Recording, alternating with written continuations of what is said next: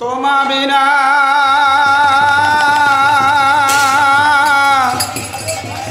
কে দয়ালু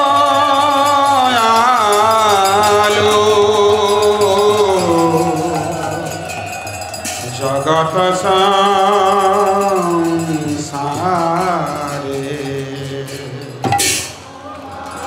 তোমা বিনা কে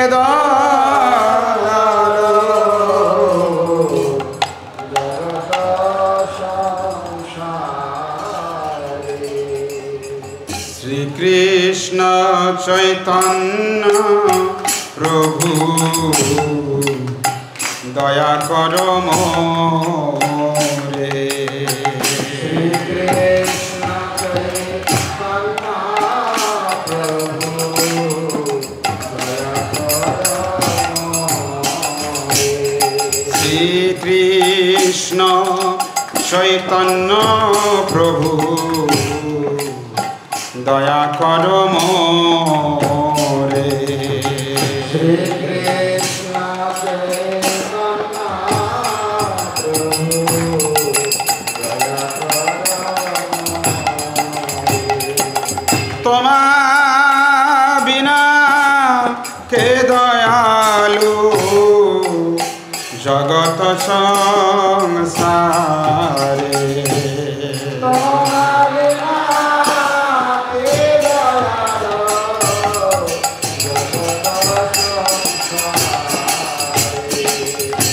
পতিত পাবন হেতু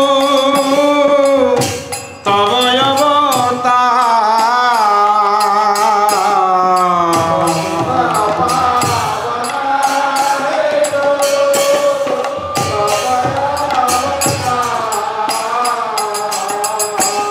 পতিত পাবন হেতু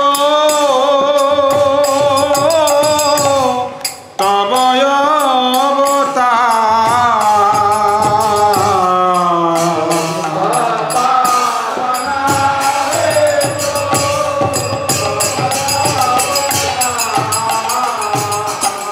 মৌসম পতিত প্রভু না পাইবে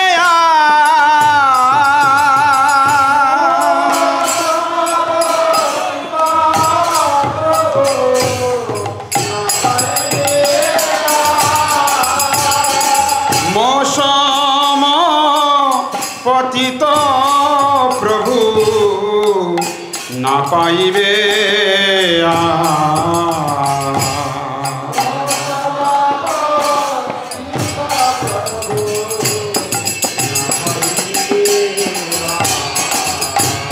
শ্রী কৃষ্ণ চৈতন্য প্রভু দয়া কর মোরে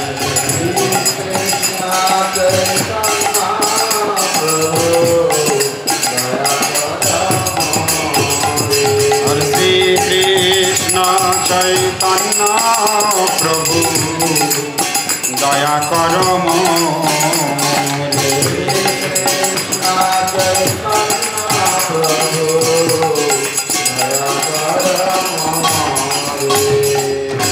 হা হা প্রভু নিত্যানন্দ প্রেমানন্দ সুখী হা হা প্রভু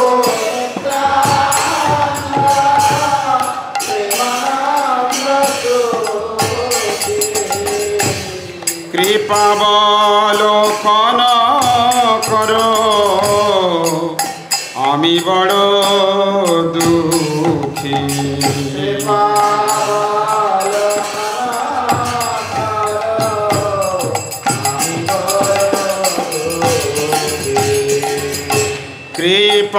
কৃপাবলোকন কর আমি বড় দুঃখী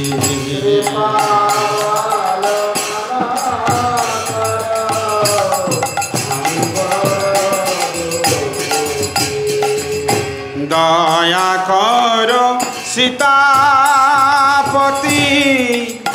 অদ্বৈত গোসাই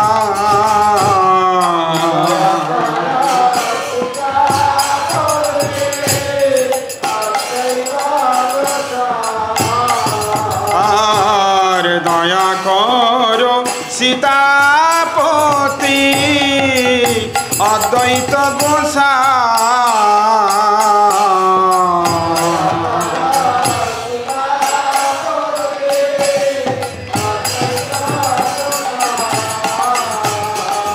তব কৃপা বলে পাই চৈতন্য নিতাই।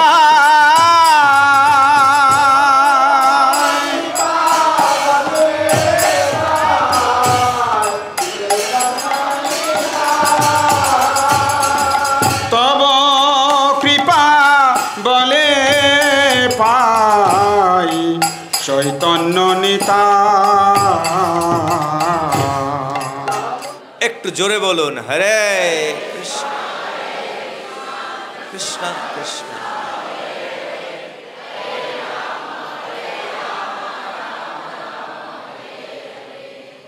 তো অনেক ধন্যবাদ শুধু ভক্তবৃন্দ।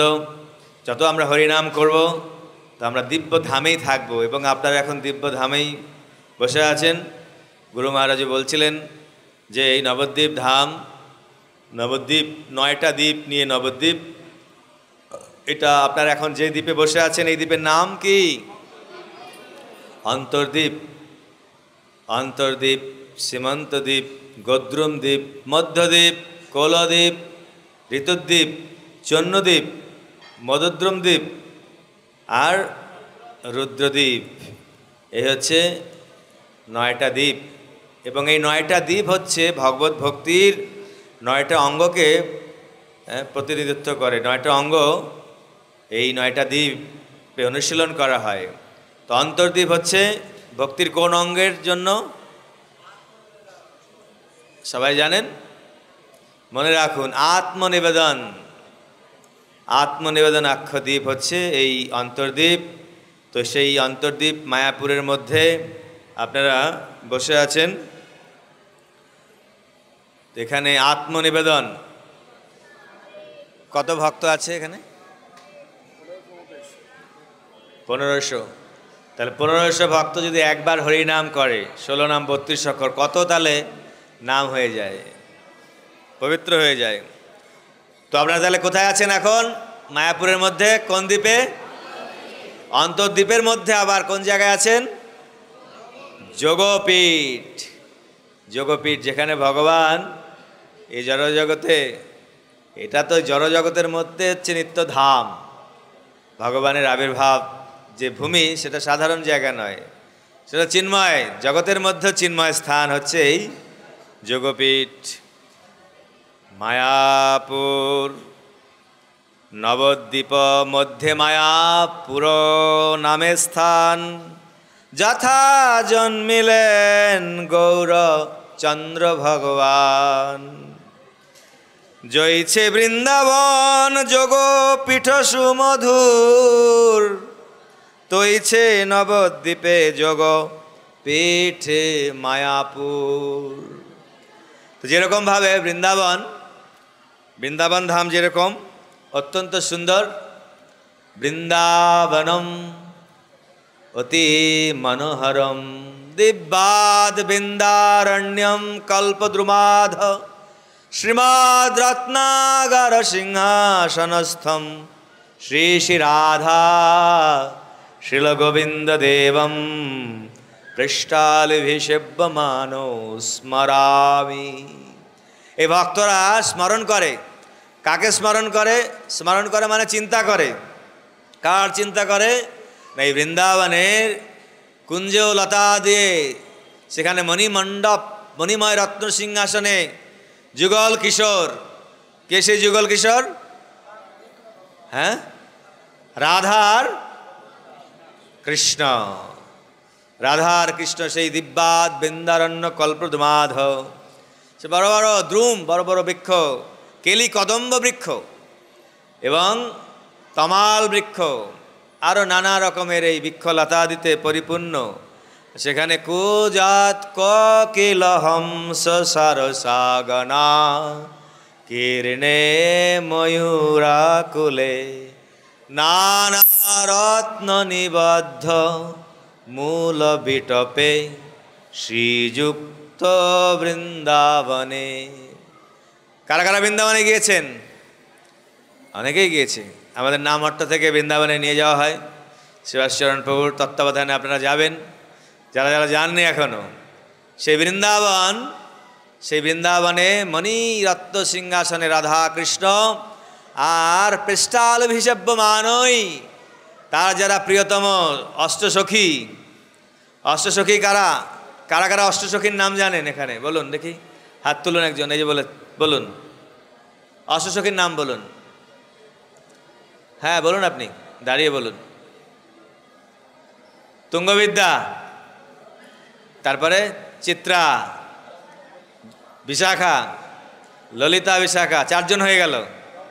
রঙ্গদেবী, সুদেবী, তুঙ্গবিদ্যা আর ইন্দুলেখা। তাহলে কি হলো? আমাদের রাধা মাধব যারা দেখেছেন, প্রথম থেকে বলি, প্রথম থেকে রাধা মাধবের একদম এই পাশে মাধবের ডান দিক থেকে তুঙ্গবিদ্যা, তারপর হচ্ছে চিত্রলেখা, তুঙ্গবিদ্যা, চিত্রা, চম্পকলতা, তারপর ললিতা দেবী, তারপরে মাধব, তারপরে শ্রীমতী রাধারানী, তারপরে বিশাখা দেবী, তারপরে ইন্দুলেখা, রঙ্গদেবী আর সুদেবী। তো এরা অষ্টসখী। অষ্টসখী তারা পরিবৃত হয়ে রাধা মাধব মাঝখানে তারা নানা রকমের বাদ্যযন্ত্র নিয়ে পরিবৃত হয়ে তারা এই যুগল গীত করেন, ভগবানের আনন্দ বিধান করেন। তো এটা ভক্তদের ধ্যানের বিষয় হয়। তো আমাদের এই মন্ত্র দেওয়া হয়েছে দিব্যাদ বৃন্দারণ্য কল্পদ্রুমাধ। তো সেইখানের যে বৃন্দাবন ধাম, সেই যে যোগপীঠ, আর এই মায়াপুর যে যোগপীঠ যেখানে এখন বসে আছেন, এটা হচ্ছে অভিন্ন ধাম। জয়ছে বৃন্দাবন যোগপীঠ সুমধুর, তৈছে নবদ্বীপে যোগপীঠ মায়াপুর। মায়াপুর শোভা সদা ব্রহ্মাদি ধিয়ায়। মায়াপুরের যে শোভা, এই শোভা অত্যন্ত সুন্দর, ব্রহ্মা এর ধ্যান করেন। মায়াপুর মহিমা কেবা নাহি গায়। এমন কে আছে যে মায়াপুরে যাবে না, মায়াপুর দেখবে না আর সেই গুণগান করবে না? যে দেখে বারেকো তার তাপ যায় দূরে, হেন মায়াপুরে চলে আচার্য ঠাকুরে। তো শ্রীনিবাস আচার্য, নরোত্তম দাস ঠাকুর আর রামচন্দ্র কবিরাজ, এনারা একসাথে থাকতেন। কোথাও যখন যেতেন এনারা একসাথে যেতেন। তো মায়াপুরে ওরা দেখতে এসেছিলেন। তো প্রবেশ হয় মায়াপুরে অধৈর্য হইয়া, যে পথে চলে সেই নরোত্তম রামচন্দ্র দোহে সঙ্গে লইয়া। প্রবেশ হয় মায়াপুরে অধৈর্য হইয়া। তারা চিন্তা করছে, তাড়াতাড়ি ঘুম ভেঙে যাচ্ছে যে আমরা মায়াপুরে যাব।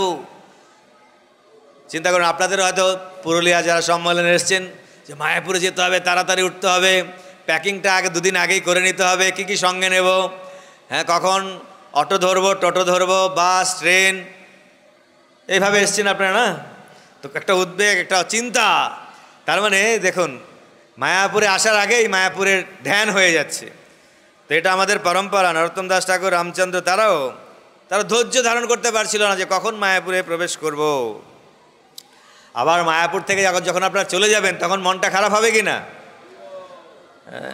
আমাদের বিদেশ থেকে যারা ভক্তরা আসে, আমাদের রাজাপুর জগন্নাথে একটা মেয়ে প্রত্যেক বছর একবার আসে। তো সে যখন চলে যাবে 1 সপ্তাহ আগে থেকে কান্নাকাটি করতে শুরু করে। জগন্নাথের সামনে বসে থাকবে আর কাঁদতে থাকবে, স্বাভাবিক অশ্রু বিসর্জন করে যে আমার আর 1 সপ্তাহ বাকি আছে, 1 সপ্তাহ আমি থাকতে পারবো, তারপর আমাকে আমার দেশে ফিরে যেতে হবে। চিন্তা করুন, কত এই বিদেশের জন্মগ্রহণ করেও মায়াপুরের পথে কত ভক্তি। তা সেটা আমরা দেখতে পাচ্ছি এখানে। যে পথে চলে সেই পথ কিছু দূরে, আইসেন এক বৃদ্ধ বিপ্র ধীরে ধীরে। তো বৃদ্ধ লোকেরা এই মায়াপুরের বিষয়ে তাদের জ্ঞান ছিল। তো এই নরোত্তম শ্রীনিবাস আচার্য এইভাবে ঈশান ঠাকুরের সাথে তার সাক্ষাৎ হয়। ঈশান ঠাকুর হচ্ছে মহাপ্রভুর কি সেবক ছিলেন। কে ছিলেন সেবক? ঈশান ঠাকুর। মহাপ্রভু যখন ছোট ছিল, ছোট থেকে মহাপ্রভু ঈশান দাদা, ঈশানের হাত ধরে সে বড় হয়েছে, হাঁটতে শিখেছে। হ্যাঁ, সব কিছু বাজারে কোথাও যদি যেত, ঈশান হচ্ছে ভৃত্য। জগন্নাথ মিশ্রের বাড়িতে নিত্য সেবক ছিল ঈশান ঠাকুর। তো ঈশান ঠাকুর মহাপ্রভুর সমস্ত লীলা জানে, তাই শ্রীনিবাসাচার্য, রামচন্দ্র কবিরাজ আর নরোত্তম দাস ঠাকুর তাকে বললেন যে মায়াপুরের এই লীলা আমাকে বলুন, এই নবদ্বীপ ধাম আমাকে দেখান, 9টা দ্বীপ আমি দেখতে চাই। তো এইভাবে ঈশানের প্রাণ শচী নন্দন নিমাই, ঈশান বিহনে না যায়েন কোনো ঠাই, বাল্যকালে নিমাই চঞ্চল অতিশয়, যে আখটি করে তা ঈশান সমাধয়। বাল্যকালে, কারণ ঈশান দেখেছে মহাপুর অনেক লীলা, এখানেই তো জন্ম হয়েছিল না। মহাপুর জন্ম মাস কোনটা কোনটা কি মাস সে জন্ম হয়েছিল মহাপ্রভুর? হ্যাঁ, ফাল্গুন। ফাল্গুন পূর্ণিমা তিথি, গৌরচন্দ্র অবতীর্ণ ইথি, এইখানে এই মায়াপুরে নবদ্বীপে। তো যখন মহাপ্রভু ছোটবেলা থেকেই তার চঞ্চলতা, মহাপ্রভুর আবির্ভাব হলো, কি হয়েছিল তখন? চন্দ্রগ্রহণ।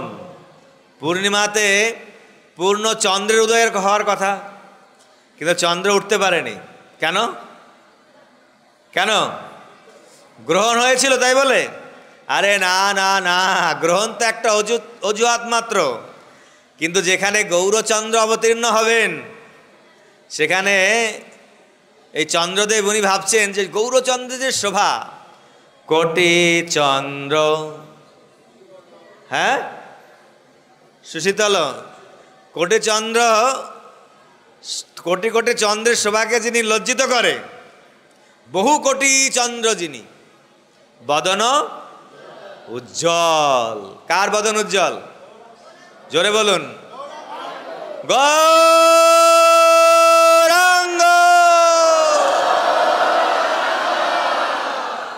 বহু কোটি চন্দ্র যিনি, বদন উজ্জ্বল, আর গলদেশে করে ঝোলমল। কি অপূর্ব শোভা! তো সেই গৌরাঙ্গ মহাপ্রভু অবতীর্ণ হবেন, তাই চন্দ্র, এই জগতের চন্দ্র, উনি বললেন আমার মধ্যে কিছু কালিমা আছে, তো গৌরচন্দ্রের সামনে আমি কি করে উদয় হব? তাই উনি লজ্জা পেয়ে উনি মুখ লুকিয়েছিলেন। আর এই জগতে চন্দ্রগ্রহণ হয়েছিল, আর লোকেরা গঙ্গা স্নানে যাচ্ছিল, হরিবোল হরিবোল এইভাবে। সেই সময় অন্য লোকেরাও যারা এই ভগবানের নাম করে না, তারাও হরিনাম করেছিল। তা মহাপ্রভুর আবির্ভাব হরিনাম দিয়ে হয়েছিল। কি দিয়ে হয়েছিল? সেই কোন নাম? একটু জোরে বলুন। হরে কৃষ্ণ হরে কৃষ্ণ।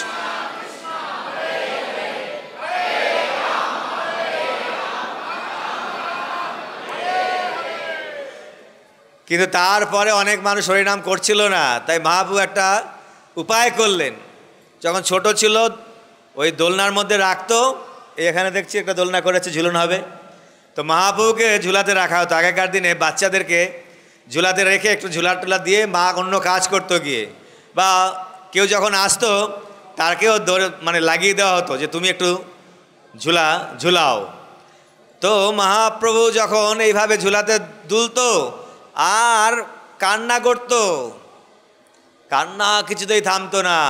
আজকাল বাচ্চাদের মতো নয়, একটু মোবাইল দেখিয়ে দিলাম। এই যে এখন যখনই দেখি আজকাল বাচ্চারা কান্না করে।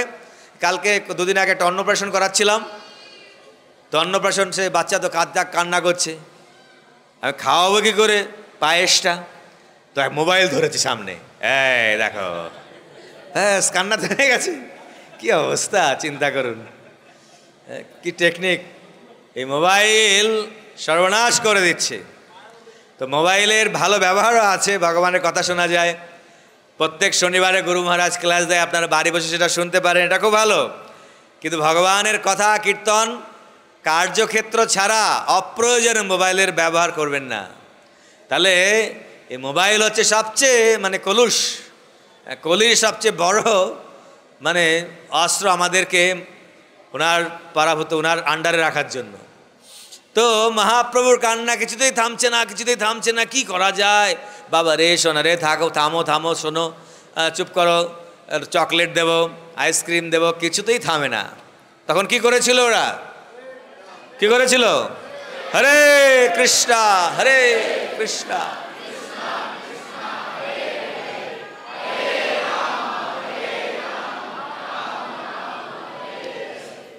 কান্না থেমেছিল?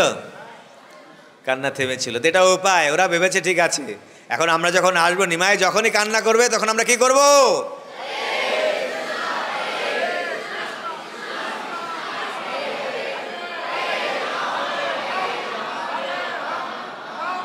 হ্যাঁ, খুব ভালো। আপনারা এরকম যদি করেন তাহলে নিমাই কি আর কান্না করবে না। হ্যাঁ, ওনার কান্না থামানোর এটা উপায়। তো যে আখুটি করে তাহা ঈশান সমাধ হয়। আখুটি মানে উপদ্রব, নানা রকম উপদ্রব করতো নিমাই ছোটবেলাতে। হ্যাঁ, কখনো কখনো ও কী করতো, মা ঘুম পাড়িয়ে গেছে তো আর উঠে পড়বে, উঠে পড়ে দেখবে, এদিক ওদিক দেখবে, দেখে ওই মটকির মধ্যে তেল, তারপরে নানা রকমের আটা ময়দা, সে এগুলো ভাঙবে। ওটা আনন্দ, বাচ্চাদের মানে দুষ্টামি। এটা তো পরম্পরাগত। তো ভগবানও কম নয়, ভগবান যখন লীলাবিলাস করছে ভেঙে টেঙে ওই হাঁটাহাঁটি করে আবার শুয়ে পড়বে। তো একবার এরকম নুপুরের শব্দ পাওয়া যাচ্ছিল। ভাইরে জগন্নাথ মিশ্র শুনছে, আরে নুপুরের শব্দ কোথা থেকে আসছে? তো জিজ্ঞেস করছে, ওহে নিমাইয়ের মা। আগের দিনে মায়েদেরকে মানে স্বামী যদি ডাকতো, নাম উচ্চারণ করে বেশি ডাকতো না, ছেলে পেলে হয়ে গেলে ওই ছেলের নাম ধরে ডাকতো, বিশেষ করে বড় ছেলে। আপনারা দেখেছেন কারো বাড়িতে কারো ছেলের নাম হয়তো কি বিকাশ, তখন তার নাম ধরে ডাকবে, ও বিকাশের মা, তাই না? আজকাল তো সব নামও উল্টোপাল্টা নাম দিচ্ছে। হ্যাঁ হ্যাঁ, তো হ্যাঁ, কদিন আগে আমাদের ওখানে একটা বিয়ে মনে পড়ে গেল, সুভাষচন্দ্র বললেন। তো বিয়ে হয়ে গেছে, তো দেখছি মেয়েটাকে আমি বললাম গোল করে বড় একটা সিঁদুর পরো। সিঁদুরটা দিয়ে দিল, পড়লো। একটু পরে সে সিঁদুর মুছে দিচ্ছে। তো ওই বলছে ছেলে, এই তুই কেন সিঁদুরটা মুছে দিচ্ছিস? মানে স্বামীকে বলছে আর কি। তোরা দুজন পড়াশোনা করে পিএইচডি করছে আর কি, দুজনেই একসাথে পিএইচডি করছে, তো ফ্রেন্ডলি। তো তুই করে বলছে। তো আমি বললাম যে তোমরা এখন বিয়ে হয়ে গেছে, এখন আর তুই করে বলো না, হ্যাঁ, কিন্তু তুমি করে কমপক্ষে বলো। কিন্তু আগেকার দিনে পুত্রের নাম ধরে তাকে বলতো। তো বলছো, হে নিমাইয়ের মা, নিমাইকে কি নুপুর পরানো হয়েছে? বলছে না তো। তার নুপুরের শব্দ কোথা থেকে আসছে? তো কই, তো শুনছে যে সত্যি। তো ঘরে গিয়ে দেখছে যে কোনো কিছু কেউ নেই। নিমাই আবার চুপ করে শুয়ে পড়েছে, একদম শান্তশিষ্ট ভদ্রলোক, একদম ঘুমাচ্ছে। তো জগন্নাথ মিশ্র বলছে, মনে হয় আমাদের শালগ্রাম খুব জাগ্রত, তো ভগবান শালগ্রামের পূজা করত। তো শালগ্রাম খুব জাগ্রত, তাই জন্য শালগ্রাম মনে হয় ও ঘুরে বেরিয়েছে।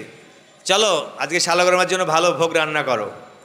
কিন্তু আর নিমাই কী করছে, ঘুমাচ্ছে কিন্তু মুসকি মুসকি হাসছে যে আমার মা বাবা কত বোকা, আমি এইসব কাণ্ড করছি তারা কিছুই টের পাচ্ছে না। তো কি হবে, এই মতো লীলা করে বৈকুণ্ঠের রায়, সে জানিতে পারে প্রভু যাহারে জানায়। যদি ভগবান কাউকে না জানায় তাকে জানতে পারে না। বলা হচ্ছে নায়ম আত্মা প্রবচরণে লভ্য ন মেধয়া।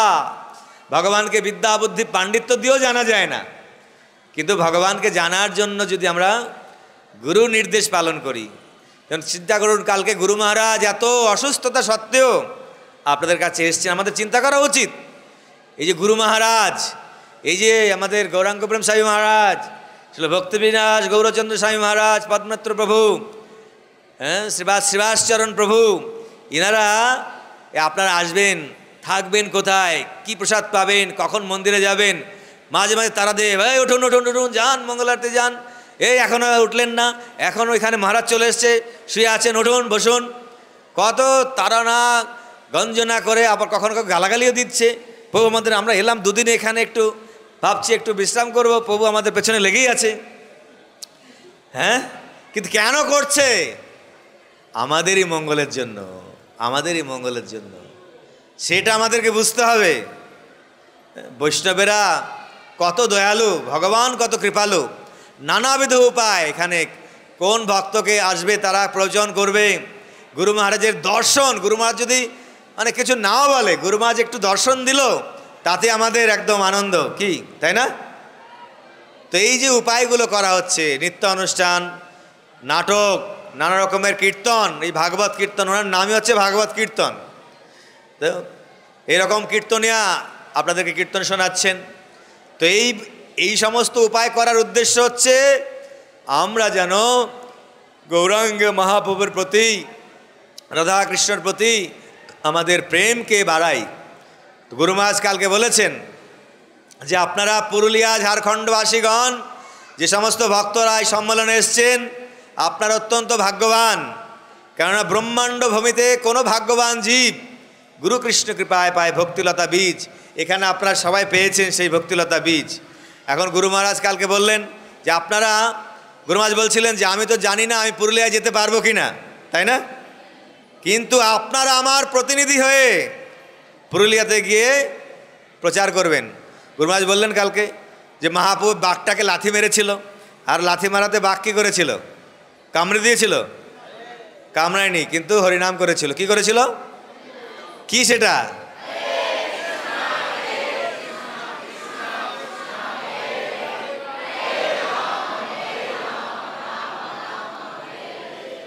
গুরু মহারাজ বলছেন আমি আপনাদেরকে, গুরু মহারাজ বলছিল আমি তোমাদেরকে বলছি না তোমরা বাঘের গায়ে লাথি মারো, বাঘকে হরিনাম করাও। কমপক্ষে তোমাদের আশেপাশে যারা আছে তাদেরকে আমাদের কি বলতে হবে?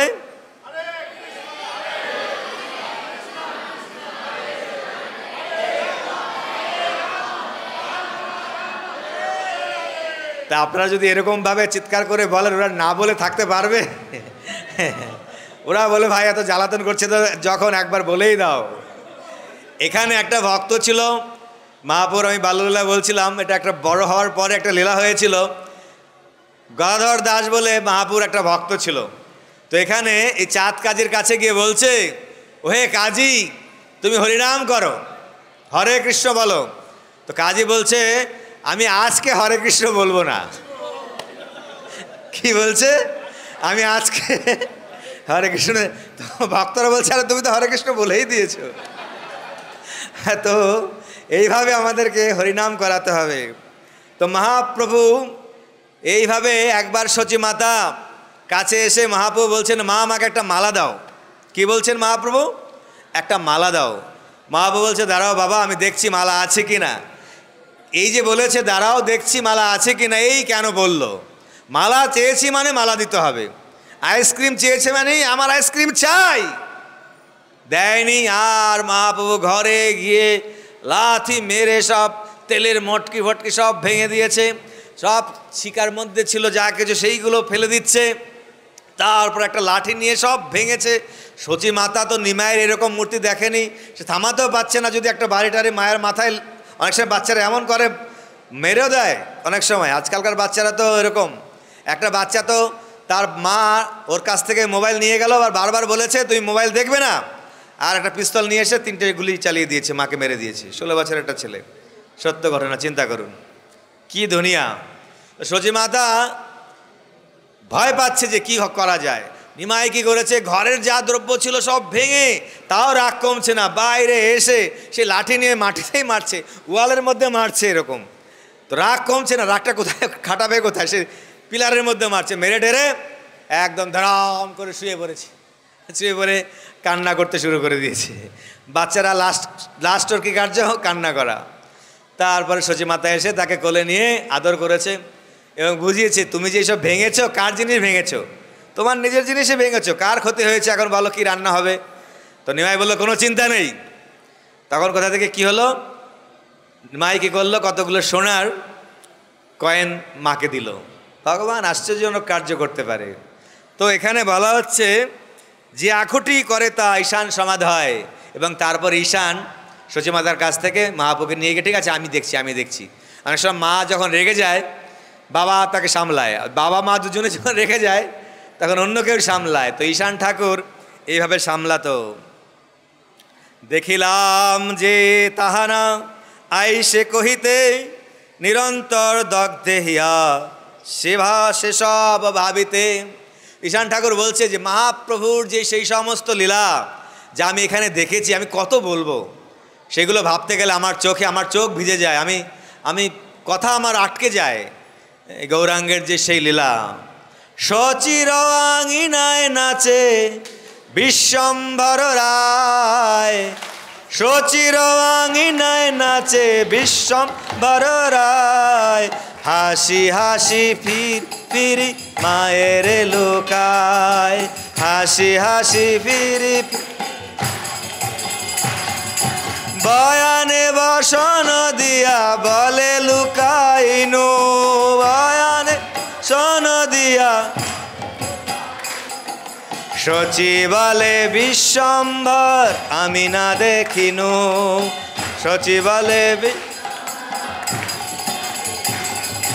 মায়ের আচল ধরি চঞ্চল চরণে,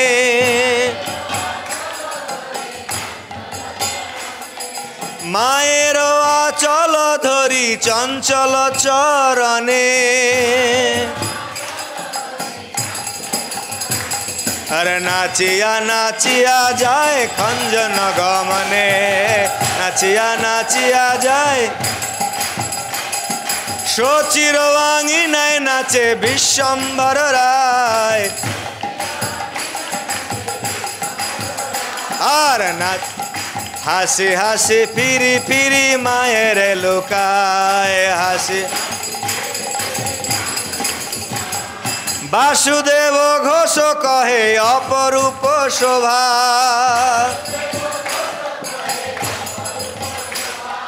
বাসুদেব ঘোষ বলে অপরূপ শোভা,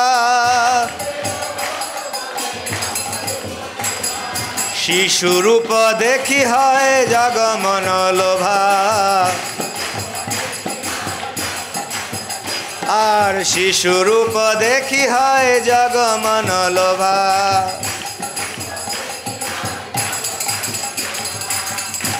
এই যে গৌরাঙ্গ মহাপ্রভুর শিশুকালের যে রূপ অত্যন্ত সুন্দর, চাচর কেশ, চোখগুলো একদম কান পর্যন্ত বিস্তৃত, সেই কোমরে কোমর বন্ধনী, মাঝে মাঝে মাঝে মাঝে একদম ল্যাংটা, মানে পোশাকই নেই কোনো রকম।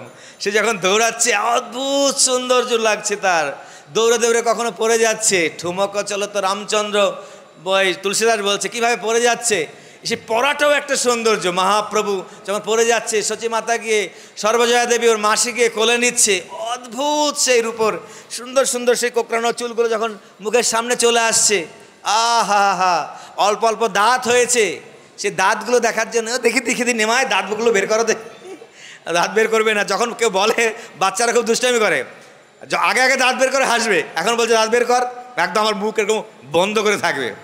তো তোর প্রয়াস করে কিছু কায়দা করে, তখন যখন অনেক চেষ্টা করছে দাঁত আর বের করছে, তখন একটু কিছু খোঁচা দিয়েছে, কিছু করেছে, তখন হি হি করে আসছে, সে দাঁত দেখে পাগল হয়ে যাচ্ছে। এত সৌন্দর্য গৌরাঙ্গের মহাপ্রভুর, আর হাসি অদ্ভুত তার সে হাসি, ভগবানের একটু হাসিতেই আমাদের আমরা কুপকাত হয়ে যাই। কৃষ্ণ ভগবান তো হাসি দিয়ে পুরো জগৎকে মোহিত করে দিয়েছে। বলছে ওহে তোমরা ওই যেও না, ওই যে কেশিঘাটের কাছে যেও না, যারা সংসারে সুখী হতে চাও, যারা মোবাইল নিয়ে বুকের মধ্যে থাকতে চাও, মোবাইল ধরে বলো আমি তোমার তুমি আমার, মোবাইল ছাড়া চলে না যাদের, তারা যেও না কৃষ্ণকে দেখতে। একবার যদি কৃষ্ণকে দেখো, একবার যদি গৌরাঙ্গের রূপ হৃদয়ে ধরে যায়, ব্যাস সংসার গেল। তো বাসুদেব ঘোষ বলছে এত সুন্দর সেই গৌরাঙ্গ মহাপ্রভু, কখনো কখনো মায়ের তো ভয় পেয়ে যেত। একবার কি করেছে, মহাপ্রভু বসে আছে, হঠাৎ এক দেখছে বিষধর সাপ, ভয়ঙ্কর, ভয় পাবেন না, ভয় পাবেন না, ভয়ঙ্কর ভয়ঙ্কর সেই সাপ তাকে বেষ্টন করে বসে আছে। হায় হায়, এখন কি হবে, কি উপায় হবে, কি উপায় হবে? সাপের ভয় থেকে মুক্ত হওয়ার জন্য কি করে লোকে? আমাদের ছোটবেলায় আমাদের ঠাকমা এরকম শিখিয়ে দিয়েছে যে আস্তিক মুনি একটা ছিল এরকম, ওর নাম করবে আর গরুর গরুর বলবে। কি বলবে? গরুর। গরুর হচ্ছে সাপের কি? সাপের শত্রু। হ্যাঁ, সাপ হচ্ছে গরুরের আহার। সাপ, এই জন্য কাল সর্প দোষ আছে একটা। কি আছে? জ্যোতিষশাস্ত্রে কাল সর্প দোষ। অনেকে জ্যোতিষীর কাছে যায়, অনেক টাকা পয়সা খরচ হয়ে যায়, কিন্তু কাল সর্প দোষের জন্য ভালো করে যদি হরিনাম করে আর গরুর স্তুতি করে, গরুদেবকে প্রণাম করে, গরুর অভিষেক করে, গরুর গরুর বলে প্রার্থনা করে। আর গরুরের যিনি প্রভু, বিষ্ণু সহস্র নাম অথবা হরে কৃষ্ণ মহামন্ত্র, হরে কৃষ্ণ হরে কৃষ্ণ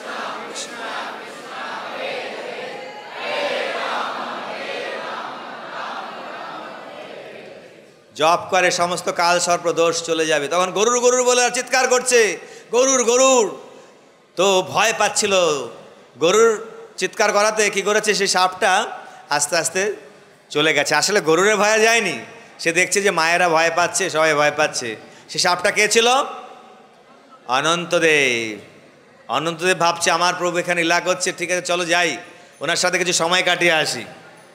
তো এইভাবে মহাপ্রভু উনি কখনো কখনো একবার উনি মাটিও খেয়েছিল, যেরকম কৃষ্ণ মাটি খেয়েছিল না, তো মহাপ্রভুকে মাটি খাচ্ছিল। তো সচি মাতা এসে বলছে, আরে কেন মাটি খাচ্ছিস? তখন বলছে, আরে মাটিও তো যা, আর তো অন্নও তো একই। এটা মায়াবাদকে খণ্ডন করেছিল মহাপ্রভু বাল্যকালেই।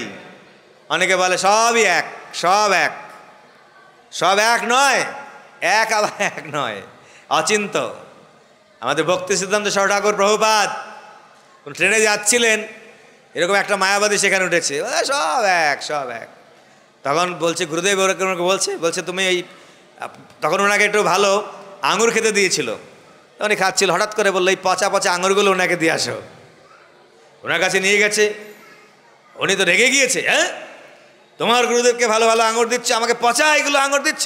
বলছে না, আমাদের গুরুদেব বলছে আপনি বলছিলেন সব এক, সব এক, সব এক।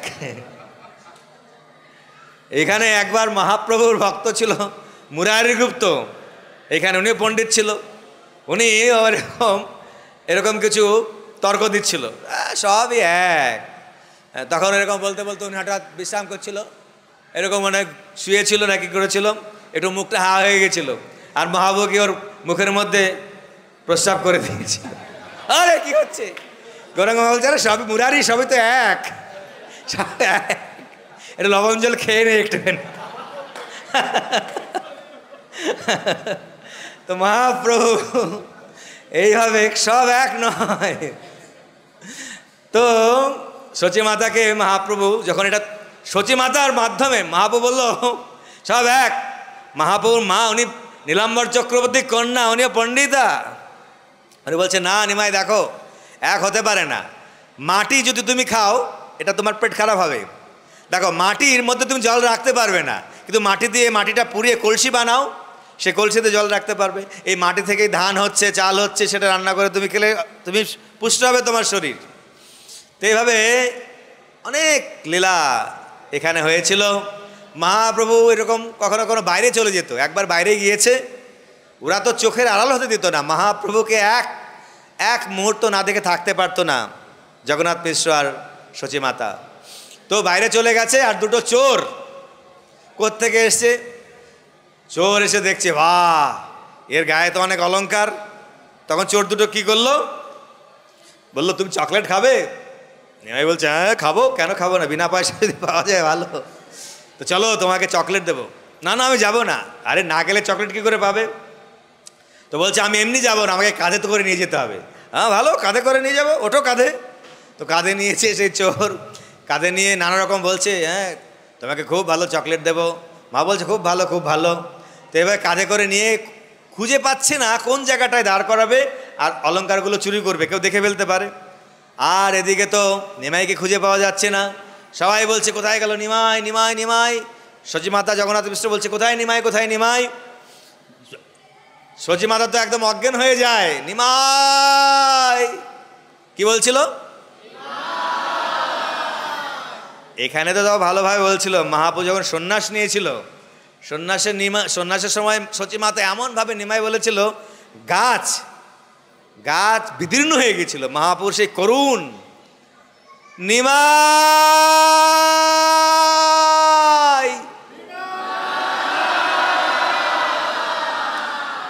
প্রতিধ্বনি হচ্ছিল, প্রতিধ্বনি কি হচ্ছিল, নাই, শূন্য শূন্য।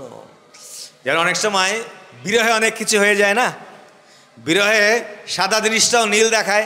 আপনারা কালকে শুনছিলেন রামায়ণের এই কাহিনী রয়েছে, কালকে আমাদের নন্দদুলাল বলছিল না যে সেই গুরুদেব বলছে সেই যে অশোক বাটিকাতে ফুলটা ছিল কীরকম, সাদা। তো হনুমানজি কথা শুনছিল, নয় বেটা সাদা ফুল নয় রে, হ্যাঁ ওটা ছিল লাল ফুল। তো বিশ্বাস করছেন? হ্যাঁ কি করে? আমার গুরুদেব বলছে এটা সাদা লাল হতেই পারে না। বলছে বেটা আমি হনুমানজি বলছি, দেখ আমার রূপ দেখ। ও দেখছে এরকম সংকট মোচন হনুমানজি। আরে জয় হনুমান জ্ঞান গুণ সাগর, জয় কপিস্তির লোক উজাগর, অঞ্জলি পুত্র, অনেক স্তুতি করে দিয়েছে। স্তুতিটি করে বলছে হনুমানজি আপনি যাই বলুন আমি কিন্তু মানবো, আমার গুরুদেব যেটা বলছে এটা ভুলটা সাদাই ছিল। বলছে দেখ বেটা তোকে এইভাবে হচ্ছে, চল সীতা মাতার কাছে নিয়ে যাই। সীতা মাতা কি বলে দেখ, সীতা মাতার কাছে নিয়ে গিয়ে বলছে ফুলটা কি ছিল মাতা আপনি বলুন তো। হনুমান ভাবছে বলবে লাল ছিল, সীতা মাতা বলছে না ফুলটা তো নীল ছিল। কি সর্বনাশ! এ বলছে সাদাই, বলছে লাল, এখন মা বলছে আবার নীল, আরও মাথা ঘুরে গেছে। তখন প্রভুর কাছে গিয়েছে রামচন্দ্র, সমস্ত সমস্যার সমাধান হবে প্রভুর কাছে। প্রভু আমাদের এই সমস্যা, ফুলটা কী ছিল আপনি বলুন। বলছে ফুলটা তো সাদাই ছিল। কেন? তাহলে আমি তো দেখলাম লাল। আরে লাল তোমার চোখে, তোমার রাগে তুমি এত রেগে গিয়েছিল তোমার চোখটা লাল হয়ে গিয়েছিল, তাই তুমি যা দেখছো সবই লালই দেখছো। যেরকম এই জগতের মানুষেরা সব কিছুকে ভোগের জিনিস দেখে, আর ভক্তেরা কি দেখে? ভগবানের সেবার জিনিস। কে যেন বলছিল, শিবাচরণ প্রভু না কে যেন বলছিল, ভক্তরা বা মহারাজ বলছিল যে ভালো জিনিস যেটা দেখে তখন ভাবে যে এটা আমার গুরুদেবের জন্য। ভগবানের কাছে যখন কি প্রদীপ দেখায় বা প্রার্থনা করে, আগে কি বলে? হে প্রভু আপনি আমার গুরুদেবকে ভালো রাখুন, সুস্থ করুন। নিজের জন্য কিছু বলে না, বললেও পরে বলে ভগবানের জন্য। যেরকম মায়েরা যারা ভক্ত যারা হয় তারা তো সবার জন্যই বলে, যারা ভক্ত নয় কর্মীরাও আমরা দেখেছি আগে গিয়ে কী বলবে? হে প্রভু আমার স্বামীকে ভালো করে দাও, আমার শ্বশুরকে ভালো করো, আমার ছেলেকে ভালো করো, এইসব বলতে বলতে আর নিজের কথা মনেই থাকে না। তারপরে তারা নানা রকমের ব্যথা বেদনায় ভোগ করে। তো যাই হোক, আমরা আর অল্প, কত সময় হবে? আর 15-20 মিনিট, হ্যাঁ আর 10-15 মিনিট আমরা মহাপুর লীলা। আপনাদের কি ঘুম পাচ্ছে? এটা কি হরি বল? ঘুম পেলেও আমাদের এটা সেবন করতে হবে, কেন এটাই ঔষধ। কালকে আপনারা শুনেছেন ভবৌ সদা সত্র মনোভিরামাত ক উত্তম শ্লোক গুণানুবাদাত পুমান বিরাজ্যেত বিনা পশুঘ্নাৎ। ক উত্তম শ্লোক গুণানুবাদাত। এই গৌরাঙ্গ মহাপ্রভু, এই কৃষ্ণচন্দ্র, গৌরচন্দ্র, রামচন্দ্র, তেনাদের গুণগান হচ্ছে যারা শুনবে না বিনা পশুঘ্নাৎ, তারা পশু, তারা আত্মঘাতী, সুসাইড করছে। আর আমরা যে শুনছি, শুনলে আমাদের কি হবে? শুনিলে এই খণ্ডিবে চিত্তের অজ্ঞান আদি দোষ, কৃষ্ণে গাঢ় প্রেম হবে পাইবে সন্তোষ। আমরা সন্তুষ্ট বেরিয়ে আনন্দ হবে, আর ভগবানের প্রতি আমাদের প্রেম হবে। এখন সেই চোর একটা জায়গায় নামাবে চিন্তা করছে, খুঁজে পাচ্ছে না কোথায় নামাবে, আর এদিকে এরা নিমাই বলে কান্না করছে, হা নিমাই হা নিমাই। তো চোরেরা খুঁজে খুঁজে না পেয়ে একটা জায়গা হঠাৎ পেয়েছে, ভাবছে এটা হচ্ছে খুব সিকিউর জায়গা, এখানে নামালো। নামিয়ে যেই বলেছে বাপ এখন আমরা তোমার গয়না নেব, মানে নিতে যাচ্ছে যখন, তখন সচিব মাতা জগন্নাথ মিশ্র দেখছে ওই তো নিমাই, আরে নিমাই নিমাই। আর যেই নিমাই নিমাই বলেছে, চোর ভাবছে এই তো লোকেরা জেনে গেছে, দে দৌড় ওখান থেকে, দৌড়ে পালাচ্ছে। জগন্নাথ মিশ্র বলছে এ বাবু তোমরা দাঁড়াও দাঁড়াও, কারা তোমরা আমার নিমাইকে খুঁজে দিয়েছো? আসো আসো, তোমাদেরকে কিছু গিফট দেবো, তোমাদের কিছু উপহার দেব। ওরা ভাবছে কি উপহার দেবে, পিঠের মধ্যে পিঠের উত্তম মধ্যম কিছু পাবো কিনা, এ দৌড় দে দৌড়। তো নিমাইকে পেয়ে ওরা কি আনন্দ, যে মনে হচ্ছিল যেন সেই মাছ জল থেকে উঠে ছটপট করছিল, আর বাঁচবে না আর বাঁচবে না, লাফাচ্ছে লাফাচ্ছে লাফাচ্ছে। সেই জলের মধ্যে যেই ছেড়েছে, হ্যাঁ শান্তি। তো নিমাইকে পেয়েও তাই আমাদের এরকম হওয়া উচিত। গৌরাঙ্গ বিহনে না পাচি পরাণে, এটা কার বসে ঘোষ না কার লক্ষণ? হ্যাঁ, গৌরাঙ্গ মহাপ্রভু ছাড়া আমি কি করে বাঁচবো? মহাপ্রভু নিজেও বলছেন যুগায়িতম নিমেষেন চক্ষুষা প্রাবেশায়িতম শূন্যায়িতম জগৎ সর্বম গোবিন্দ বিরহে নমে। আমাদের বিরহ অনুভব করা উচিত। এই যে মায়াপুর থেকে আপনারা যখন ফিরে যাবেন, অনেকেই কান্না আসবে নিশ্চয়ই, যে ভাই গুরু মহারাজকে আর দেখতে পাবো না। দেখতে পাবো হয়তো, মোবাইলে দেখবো, সাক্ষাৎ আবার কবে দেখবো গিয়ে, আবার কবে মায়াপুরে আসবো। অনেকেরই অনেক বাড়িতে অনেক কাজ কর্ম, চাকরি, ব্যবসা, ছেলেপেলের স্কুল, হ্যাঁ, সেইগুলোকে পেন্ডিং রেখে আবার বাড়ি গিয়ে আপনাদের অনেক খাটতে হবে, সেইগুলোকে অনেক কাজ পেন্ডিং হয়ে থাকবে। কিন্তু এটা আপনাদের ব্যর্থ যাবে না। এইখানে যে সৎসঙ্গ আপনারা প্রাপ্ত করেছেন, সেটা ঝুলি ভরে আপনারা নিয়ে যান। আপনারা সেটা বাড়ি থেকে গরু যেরকম জাবর কাটে চিন্তা করবেন যে আমরা মায়াপুর থেকে কি নিয়ে যাব। সবচেয়ে মূল্যবান হচ্ছে সাধু ভক্তদের কথা। এই গৌরাঙ্গের লীলাকে স্মরণ করবেন, গুরুদেবের যে আজ্ঞা সেটাকে স্মরণ করবেন। গুরু মহারাজ বলছে তোমরা আমার প্রতিনিধি হয়ে, তাহলে গুরু মহারাজ এত বড় কথা বলে দিলেন যে আমার আজ্ঞায় গুরু হয়ে যাও, তোমরা গুরু হয়ে যাও, এটাও বলে দিয়েছে কালকে। হ্যাঁ, তার মানে শিবাশচরণ প্রভুকে বলছে তুমি গুরু হয়ে যাও।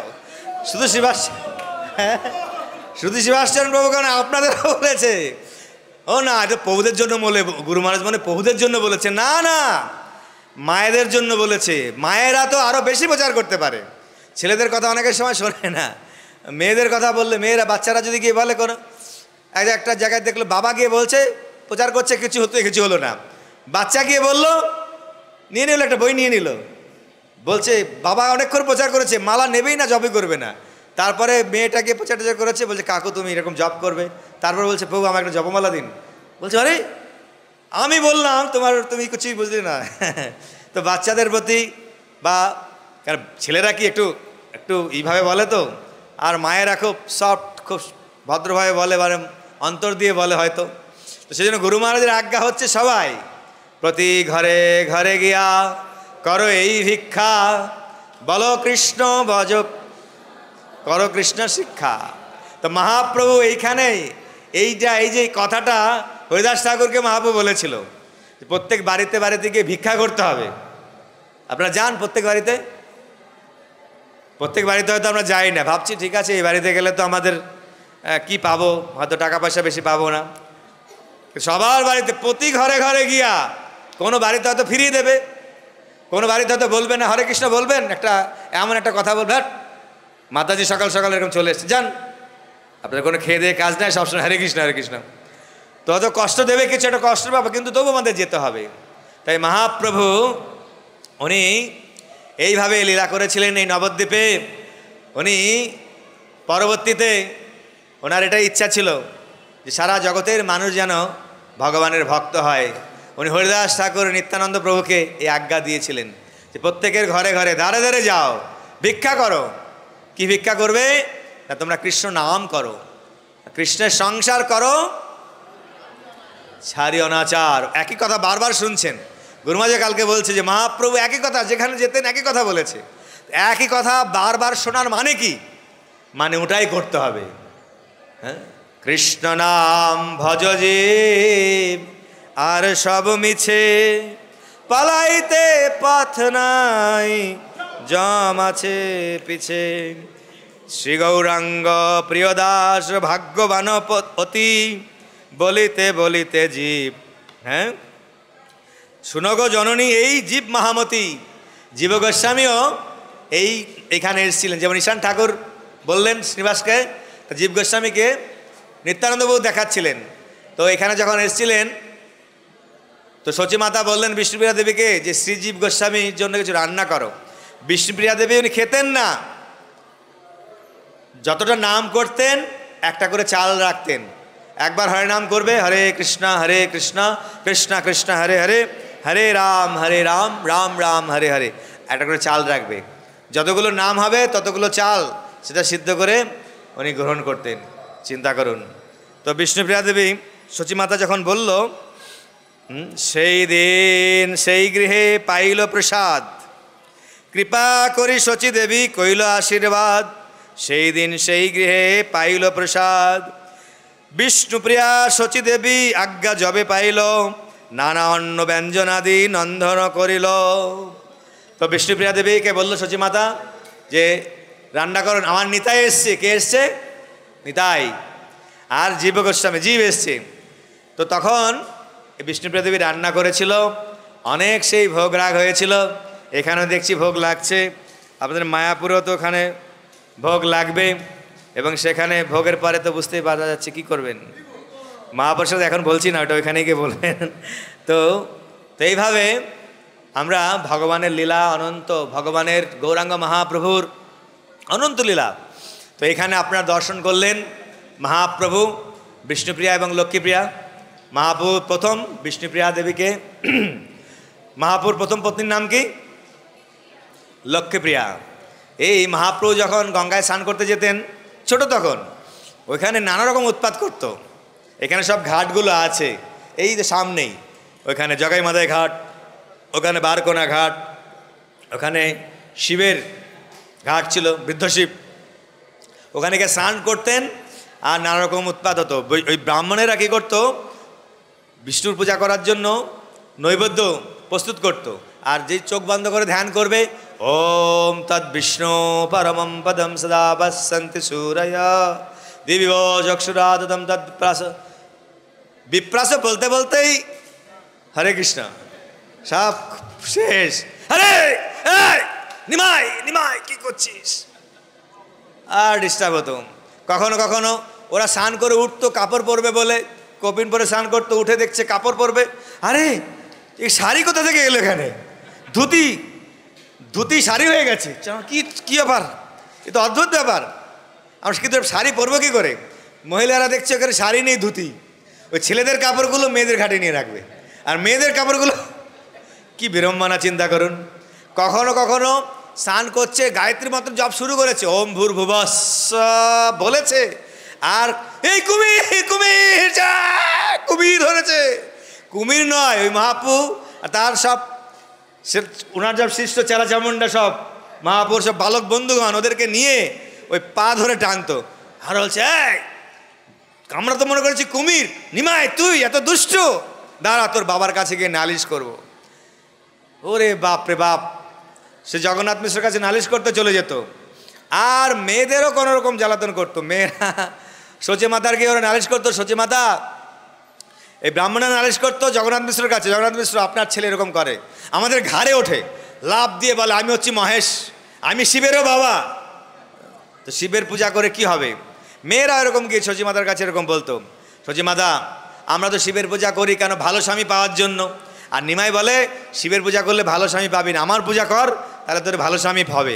আজ আমার পূজা যারা করবে না, আই ওয়ার্ন ইউ, আমি তোমাকে এটা সাবধানতা করছি, সাবধান দিচ্ছি, না তোমাদের বুড়ো বুড়ো হবে, বুড়ো স্বামী হবে, দাঁত পড়ে যাবে, ফোকলা দাঁত, তার সেবা করতে হবে, সতীন হবে, সতীন 503 503 না 5 সতীন, 503 না 5 সতীন, সতীন মানে কোয়াইফ। হ্যাঁ, তো এইভাবে নালিশ করতো এইভাবে। তো মহাপ্রভুর কি নিয়ে এই কথাটা বলতে আসছিলাম, আমি ছিলাম কোথায় বলতে চাইছিলাম মনে নেই, আগে কি ঘটনা নিয়ে এখানে এলাম। যাই হোক, তো মহাপ্রভু লক্ষ্মীপ্রিয়ার কথা বলছিলাম। লক্ষ্মীপ্রিয়া আসতো, লক্ষ্মীপ্রিয়া অন্যান্য মেয়েরা যারা মহাপ্রভুকে দিয়েছিল নৈবেদ্য, তারা ভালো স্বামী পেয়েছিল, আর লক্ষ্মীপ্রিয়া তো দিতই। পরবর্তীতে সচিমাতা নিমাইয়ের বিয়ে দিল কার সাথে? লক্ষ্মীপ্রিয়ার সাথে। কিন্তু লক্ষ্মীপ্রিয়া বেশি দিন এ ধরাধামে থাকেনি। মহাপ্রভু যখন বাংলাদেশে গিয়েছিল, মহাপ্রভুর বিরহে উনি দেহত্যাগ করেছিল। পরবর্তীতে বিষ্ণুপ্রিয়ার সাথে বিবাহ হয়, সনাতন মিশ্রের কন্যা, আর বল্লভাচার্যের কন্যা হচ্ছে এই লক্ষ্মীপ্রিয়া। তো এইভাবে এখানে আপনারা দেখছেন যেটা মহাপ্রভু রয়েছে এবং তার দুপাশে লক্ষ্মীপ্রিয়া আর বিষ্ণুপ্রিয়া রয়েছে, পঞ্চতত্ত্ব রয়েছে। এখানে জন্মস্থান আপনারা যেখানে মহাপ্রভু সুতিকা গৃহ দর্শন করলেন, এই ডান দিকে যেখানে জগন্নাথ মিশ্র, এটা হচ্ছে সুতিকা গৃহ। এখানে এই মহাপ্রভু একদম আলো করে, চারদিক আলোকিত করে শচীর কোলে আবির্ভূত হয়েছিলেন, সেটা হচ্ছে সুতিকা গৃহ। এই যে সুতিকা গৃহ দর্শন করলে, এই যে মহাপ্রভুর এখানে বিষ্ণুপ্রিয়া দর্শন করলে, আমাদের জন্ম মৃত্যু জরাব্দির চক্রের বন্ধন ছিন্ন হয়ে যায়। এত মহিমা রয়েছে এই ধামে। আমরা যদি কেবল বসে থাকি, গুরুমাস কালকে বলেছিলেন যে মায়াপুরে আমি যে শুয়ে থাকলেও প্রণামের ফল। তারপরে কোনো ভক্ত বলে তাহলে আমি শুয়েই মায়াপুরে আসবো। শিবাসচরণ প্রভু গিয়ে ডাকতে গেছে, কী করছেন প্রভু? কেন গুরু মহারাজ তো বলেছে এখানে শুয়ে থাকলেই প্রণামের ফল। ওইটা আমি নিয়েছি। মুরগির ডিম নেব, কিন্তু মুরগিকে খাওয়াবো না। মুরগি কী করে, ডিম দেয়। একটা লোক ছিল কি, সে বাজারে প্রত্যেক দিন 1 ঘন্টা ডিম বিক্রি করে, কিন্তু মুরগিকে আবার খেতেও দেয়। তার বউ বলছে এই মুরগির খাওয়ার জন্য, মুরগিকে আমি দানা দিয়েছি তার জন্য 50 টাকা খরচ হয়েছে। বলছে আরে আমার মুরগির ডিম বিক্রি করে যায়, তার থেকে ওখানে চলেই গেল অনেকটা, তা কী করবো? তা চিন্তা করেছে কী করা যায়। দেখছি যে মুরগি পেছন দিক দিয়ে ডিম দেয় আর সামনের দিক দিয়ে খায়, তাহলে গলার সামনের দিকটা কেটে দেবো, তাহলে আর খাবে না, তাহলে খাওয়ার খরচটা বেঁচে যাবে। সুবিধাবাদী। তা আমাদেরও মায়াপুর গুরু মহারাজ বলেছে শুয়ে থাকলে ব্রহ্মার ফল, এইভাবে শুয়ে থাকো। আর যখন প্রসাদ পাবে, প্রসাদে যখন বলবো মহাপ্রসাদে গোবিন্দ, উঠো লাভ মেরে। তুলসীদাস বলছে, একটা তুলসীদাস একজন কবি, উনি বলছেন যে রাম ভজন মে আলসি, ভোজন মে হুঁশিয়ার। রাম ভজন, ভগবানের নাম ভজন করার সময় সেবা কর। প্রভু আপনাদেরকে সার্ভিস করতে হবে এখন গিয়ে। প্রভু আমার হাতটা না ব্যথা করছে কালকে থেকেই, জানেন তো। তখন হাত ব্যথা, পা ব্যথা, নাক ব্যথা, কত ব্যথা। হ্যাঁ, আর মোবাইল টেপার সময় কোনো ব্যথা হচ্ছে না তখন। ভোজন মে হুঁশিয়ার, তুলসী ইস মানব কো কেবল ধিক্কার হি ধিক্কার। তো সেই জন্য গুরু মহারাজ তারপরে কি বললেন, প্রভুপাদ বলেছে যে তুমি প্রণাম করলে যদি এত ফল হয়, শুয়ে থাকলে যদি এত ফল হয়, তাহলে ভগবানের সেবা করলে কত না ফল হবে। তাই মায়াপুরে এসে আমাদের কিছু না কিছু সেবা করতে হবে, আমাদের পারমার্থিক ব্যাটারি চার্জ করতে হবে। রিও। এবং পুরুলিয়া, ঝাড়খণ্ডে গিয়ে এরকম নয়, এখানে শুধু শ্রীবাস প্রভু যখন আসবে তখনই আমরা খুব বড় বড় প্রোগ্রাম করব, তখন আমরা খুব লাফাবো, নিত্য কীর্তন করব, ভগবানকে অনেক বেশি ভোগ রান্না করব। শ্রীবাসচরণ প্রভু আজকে এসছে, আজকে 12টা আইটেম করব না। শ্রীবাসচরণ প্রভু যাবে তখন তো বেশি বেশি করবেনই, সব সময় প্রচুর উৎসাহ নিয়ে, উৎসাহাত নিশ্চয়াত ধৈর্যাত। ধৈর্য নিয়ে আমাদের ভক্তি যদি আমরা করি, আমাদের ভক্তি কী হবে? বৃদ্ধি পাবে। কি করে প্রণাম করতে হয়, যারা অনেক সময় নতুন, অনেকে জানে না। আমি দেখছিলাম অনেক ভক্ত এসছে, প্রণাম করছিল, এখানে অনেক মায়েরা এসছে, প্রণাম করছে, শুয়ে প্রণাম করে দিচ্ছে। তো তাদেরকে শেখাবেন যে কী করে প্রণাম করতে হয়। দণ্ডবাদ প্রণাম করবে পুরুষেরা, এখানে ছবিও দেওয়া আছে, তাও শুয়ে দণ্ডবাদ, মহিলারা শুয়ে প্রণাম করছে। ভগবান বিষ্ণু বিগ্রহকে বাদিক রেখে প্রণাম করতে হবে, ভগবানের যে নৃসিংহদেবকে বাদিকে। আবার সাবধান থাকবেন যে আপনার পেছনে কোনো সিনিয়র ভক্ত দাঁড়িয়ে পড়েছে কি না। আমি এত প্রণাম করছি তাড়াহুড়ো করে, প্রভুর গায়েই পা লাগিয়ে দিলাম। এবং ভগবানের সামনাসামনি প্রণাম করতে নেই, কারণ পেছন দিকে প্রভুপাদ থাকবে বা গরুড়জি থাকবে, হনুমানজি থাকে, ভগবানের ভক্তরা থাকে। সেই জন্য প্রণাম কী করে করতে হয় সেইগুলো আমাদের সাধারণ সাধারণ বিধি। তিলক, গুরু মহারাজ প্রায় বলেন অনেকে তিলক করে না, সবাই তিলক করছে। তিলক করে না মানে কি? কপালে করে, কিন্তু দাদর সঙ্গে তিলক করে না। মহিলারা ভাবছে ঠিক আছে আমাদের দাদর সঙ্গে তিলক করার দরকার নেই, সবাই দাদর সঙ্গে তিলক করবেন, আচমন করবেন। এই যে বিধিগুলো, আমাদের গৌরাঙ্গ প্রেম স্বামী মহারাজকে আমি দেখেছি যে মহারাজ এত সুন্দর, সকালবেলা যেখানে থাকবেন উনি সকাল সকাল, কখন মঙ্গলারতির আগেই মনে ওনার ষোলোমেলা হয়ে যায়, উঠে স্নান করবেন, সুন্দর তিলক করেন, আচমন করবেন, নানা রকমের স্তব স্তুতি পাঠ করেন। এত বড় আচার্য ওনারা, গুরু আমাদেরকে শিক্ষা দিচ্ছেন।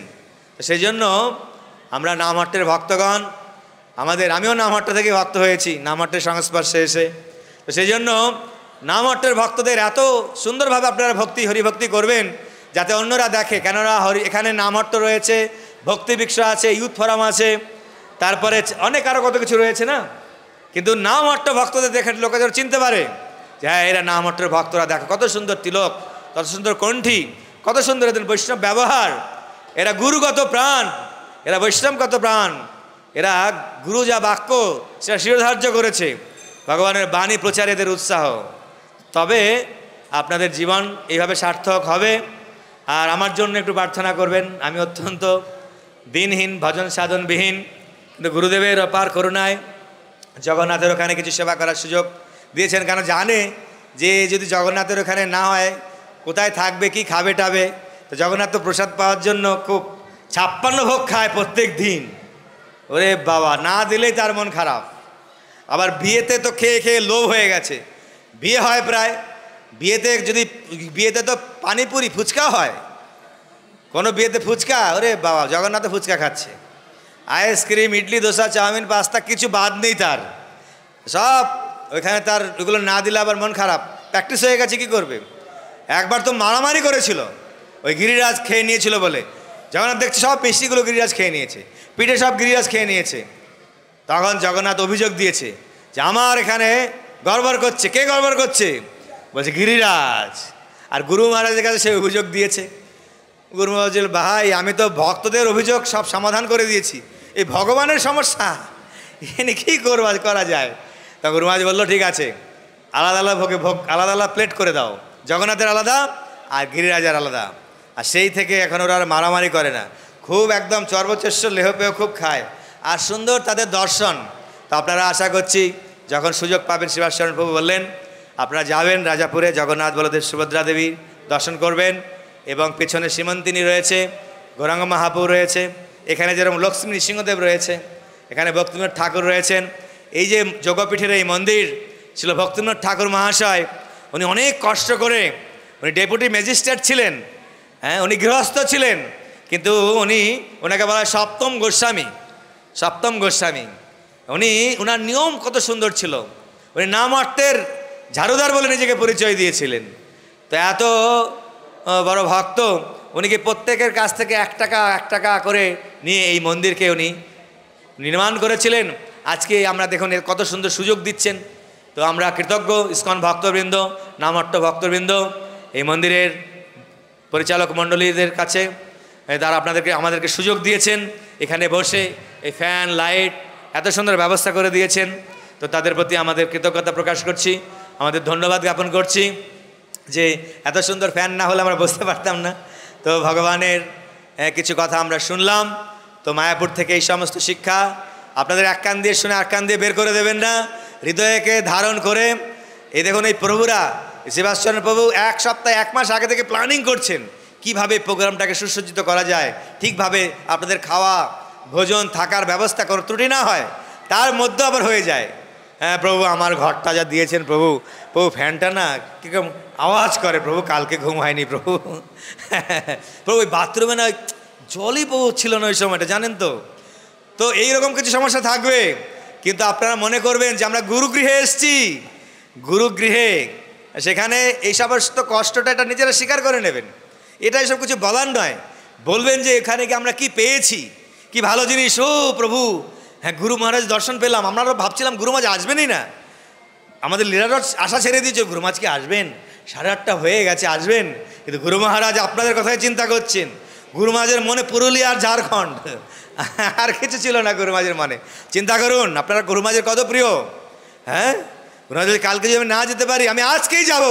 এই পুরুলিয়ার ভক্তগণ এত দূর থেকে এসছে, প্রতি পাবন গুরু মহারাজ কি। এখানে গুরু মহারাজ যারা গুরুদেবের কৃপা পেয়েছেন, গুরু আজ্ঞাকে পালন করুন, আর যারা এখনো পাননি তারা গুরু চরণাশ্রয় করুন, গুরু আকাঙ্ক্ষী হন। আমাদের গৌরাঙ্গ প্রেম স্বামী উনি মহারাজ, উনিও গুরু হয়েছেন, ওনার আশ্রয় নেওয়া মানে গুরু মহারাজের পরম্পরাতেই থাকা। তো সেই জন্য আপনারা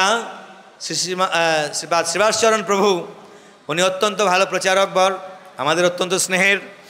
তো শিবাশরণ প্রভু আমরা অনেক সময় একসাথে ছিলাম, কোনো সময়ে উনিও ভক্তিবেন্দ্র ভক্তাশ্রের তত্ত্বাবধানে হাবিবপুর মন্দিরে অনেক সেবা দান করেছেন, এবং ভালো একজন প্রচারক।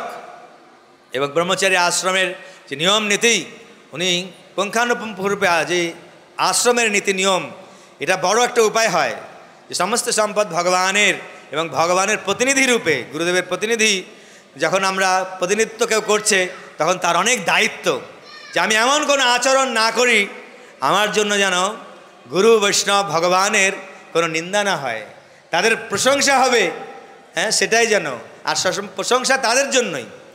আমার এই শরীরটা একটা মলমূত্রের ভাণ্ড, আমাদের এটা কি আছে। তো সেই জন্য যা কিছু আমরা শুনেছি গুরুমুখে, সেটাই চর্বিত চর্বণ করার প্রয়াস করলাম। তো ভগবানের অনন্তলীলা শেষ হবে না কোনো সময়ও, বলতে থাকলে বলতেই থাকতে হবে, কিন্তু আমাদের লিমিটেড, আমরা একটা লিমিটেড, আমাদের প্রাইভেট লিমিটেড, তো একটা সীমিত। কিন্তু এই সমস্ত কথা আপনারা শুনবেন যতবারই আসবেন। তো এখন আপনারা, আমি জানি না শিবাশরণ প্রভু কিছু ঘোষণা দেবে হয়তো, এবং তারপরে নামার্থে গিয়ে চাকাচক মহাপ্রসাদ, যেরকম এখন বিষ্ণুপুরে রান্না তো করছেই, একটু আগে রান্না করছিল, আমার মনে হয় রান্না হয়েও যাবে এতক্ষণে।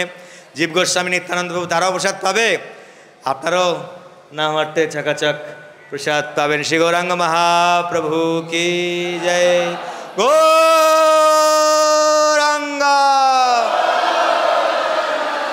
নিত্যানন্দ